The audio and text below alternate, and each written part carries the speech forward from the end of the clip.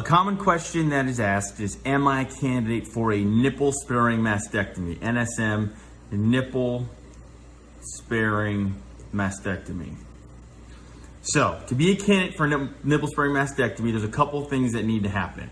When we reconstruct the breast, we basically add filling to the inside when the breast is removed. So, when you get a nipple sparing mastectomy, the inside of the breast gets removed, the breast tissue gets removed, that's the point of the mastectomy, and then we use what skin is left to do the reconstruction.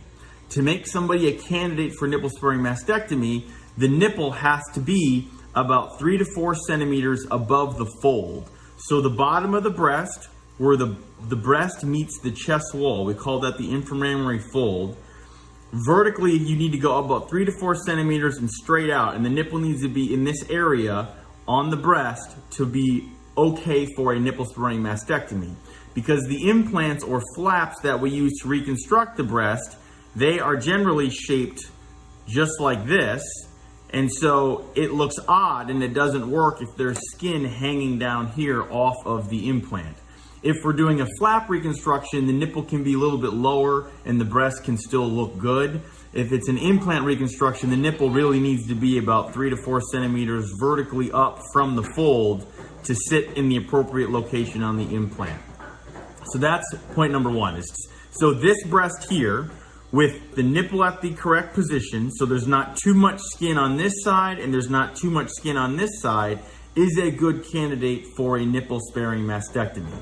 So this mastectomy could be done through any incision on the breast. We would probably use an inframammary crease incision right here to go in, remove the breast, and then put an implant or expander in to do the reconstruction, or a deep flap for that matter could be put in to do the reconstruction. So that is breast type number one, which is not a lot of extra skin and is a good candidate for a nipple sparing mastectomy. The other type of breast is where the nipple's too low, like that. But this distance from the nipple to the fold is not too long. So for this distance to not be too long, it needs to be from here to the nipple needs to be less than about 13 centimeters.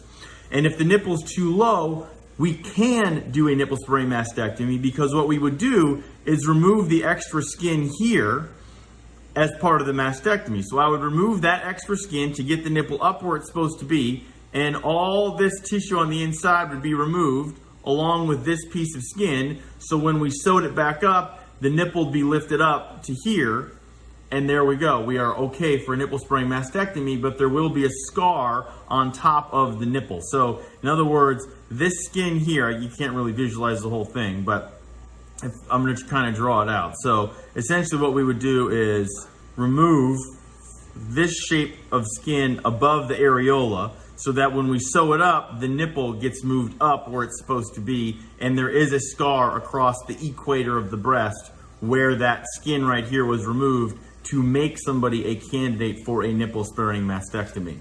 So this is the second type of breast. The third type of breast is when there's too much skin above the nipple and too much skin below the nipple. So this person just has simply too much skin to be reconstructed after a nipple sparing mastectomy. Because if we do that trick I mentioned before where we remove this extra skin to move the nipple up, this distance is too long. This distance would be greater than 13 centimeters, so there's too much skin down here and there's too much skin up here. So you could get a skin sparing mastectomy where we remove the nipple and the skin. So we go in, remove all the breast tissue like that, along with all this skin in the nipple, so that when we closed it together, the soft tissue envelope became of a reasonable shape for a breast reconstruction, but the nipple would have to go. If you're in a situation where there's too much skin above the nipple and too much skin below the nipple, we can do a preliminary breast lift or breast reduction. So you could have a skin sparing mastectomy like I mentioned, or have a preliminary breast lift or breast reduction, but we need to wait about 6 weeks after a breast lift before we can do a nipple sparing mastectomy. Because in a breast lift or breast reduction, the nipple stays alive based on the breast tissue.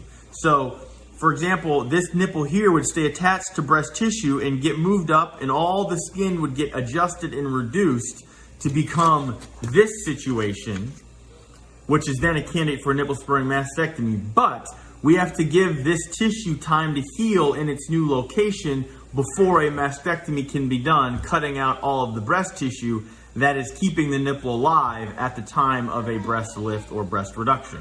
So to review, if you have rather small breasts with the nipple in the right location, you may be a candidate for a nipple-sparing mastectomy through an incision underneath your breast.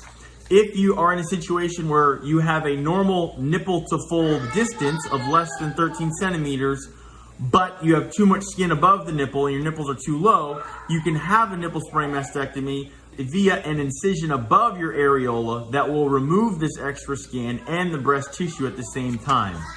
Lastly, if you have too much skin above the nipple and too much skin below the nipple, you would need a skin-sparing mastectomy with your nipple and the extra skin being removed, or a breast lift or reduction at least 6 weeks before your mastectomy.